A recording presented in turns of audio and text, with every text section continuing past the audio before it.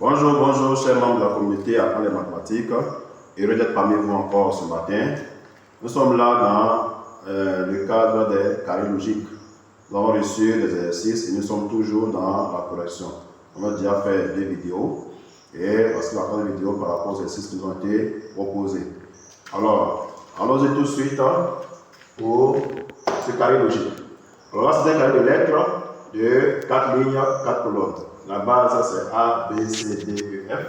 Et on constate que tous les éléments du carré logique font partie de la base. Donc, a priori, il n'y a rien à supprimer par rapport à cela. Les informations que nous avons ici, première ligne, 2 bien placés, 1 mal placé. Deuxième ligne, 3 bien placés. Troisième ligne plutôt, 3 mal placés. Et quatrième ligne, 2 bien placés, 1 mal placé.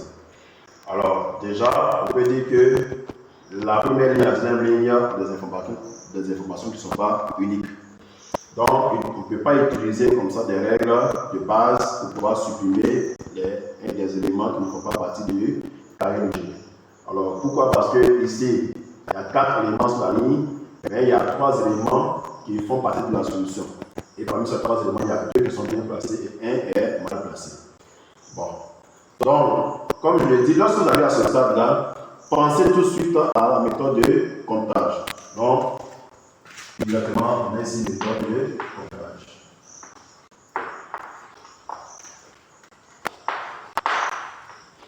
La méthode de comptage. En la méthode de comptage, on va déjà prendre les éléments qui sont là, les informations plutôt, et on va avoir la somme de tous les éléments qui font partie qui interviennent dans les informations. Là, on a 2 plus 1, ça fait 3 éléments. Là, on a 3 éléments ici, plus ici, on a 3 éléments. Plus là, on a 3 éléments. Plus ici, on a 3 éléments. Et ça fait ici 12 éléments. Maintenant, après, on va voir combien de fois apparaît chaque lettre dans le carré logique. Donc, la lettre A apparaît combien de fois? 1, 2, 3, 4 fois. La lettre A apparaît 4 fois. La lettre B, non, s'il vous plaît, c'est plutôt la lettre E. Alors, pas à pas, on va se faire. La lettre B apparaît 1 fois, 2 fois et 3 fois. Donc, je mets ici 3 fois. Après, c'est la lettre F. La lettre F apparaît 1 fois, 1 fois, 2 fois, 3 fois également. La lettre C apparaît 1 fois, 2 fois. Alors ici c'est 2 fois.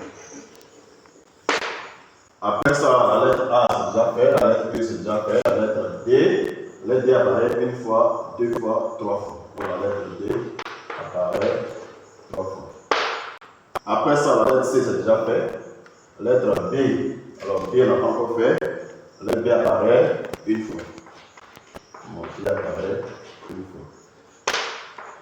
La lettre A c'est déjà fait, F c'est déjà fait, D c'est déjà fait, A c'est déjà fait, E c'est déjà fait, D c'est déjà fait, et F c'est déjà fait. Donc voici un peu toutes les lettres du carré logique, et là on a combien de fois chaque lettre apparaît dans ce carré.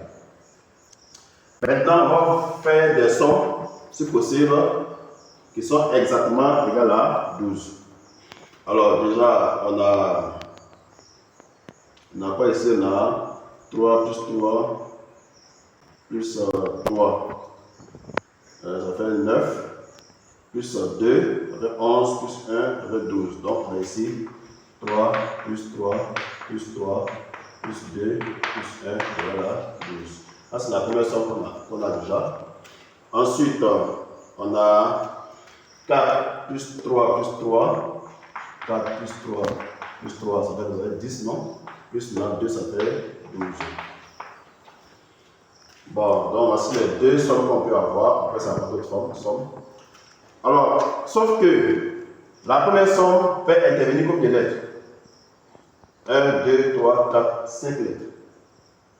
Alors que notre solution va contenir uniquement que 4 lettres. Donc, cette somme-là n'est pas possible. Je mets une croix ici pour dire que cette somme n'est pas possible. Je ne peux pas prendre cette somme-là parce que cette somme fait intervenir plus de lettres que les lettres faisant intervenir qui sont dans la solution. La deuxième somme, on a ici fait intervenir combien de lettres? 1, 2, 3, 4 lettres. Donc exactement 4 lettres. Et dans ce cas-là, c'est cette somme-là qu'on va retenir. Voilà. Maintenant, les éléments qui interviennent dans cette somme-là, on a quoi? On a A. On a. Alors, je vais mettre ces éléments ici. On a A ici.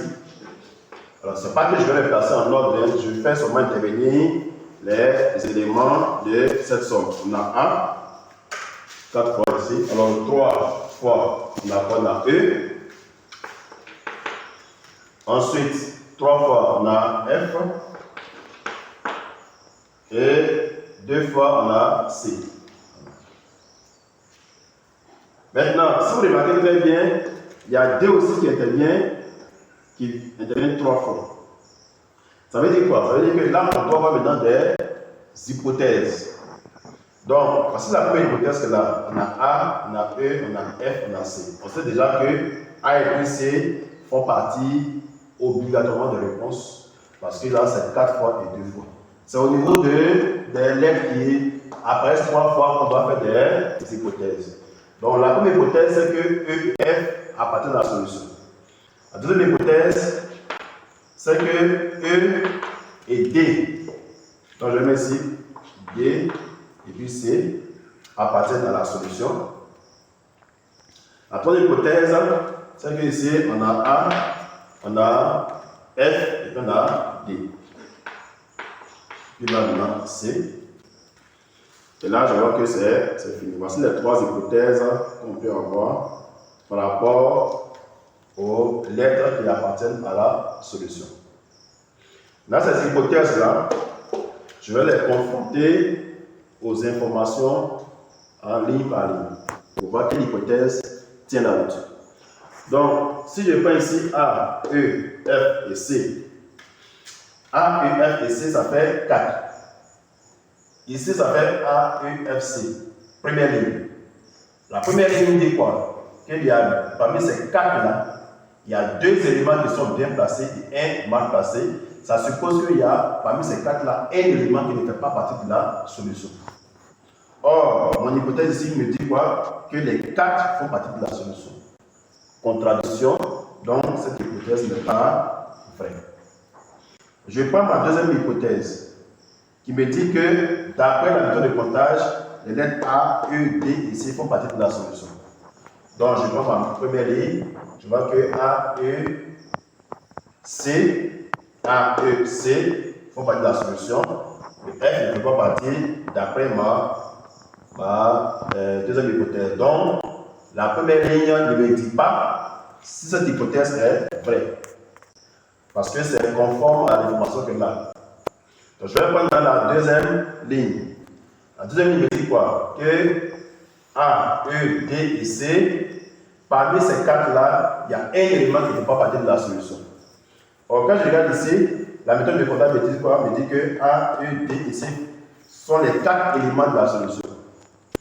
Et ça, c'est en contradiction avec la deuxième information, parce que là, j'ai A, E, D et C aussi. Du coup, A, E, D et C n'est pas vrai comme les solutions probables, les lettres qui font partie de la solution. Donc maintenant, on va me laisser A, F, D et C. Donc ici, A, F, D et C. La première ligne est A, F, C. Donc il y a 3 éléments. Deuxième ligne, ici j'ai A, D et C. Donc ici il y a 3 éléments. Troisième ligne, j'ai A, j'ai F et puis j'ai D. A, F, D, 3 éléments encore. Troisième ligne et quatrième ligne, j'ai A, j'ai D, et puis j'ai quoi? J'ai A, j'ai F, puis j'ai D, 3 éléments. Du coup, ça, c'est sûr et certain que ces éléments-là font partie de la solution. Maintenant, je vais chercher leur emplacement. Donc, si A, F, D et C font partie de la solution, qu'est-ce que je dois supprimer? Donc, j'ai ici A, F, D et C qui font partie de la solution.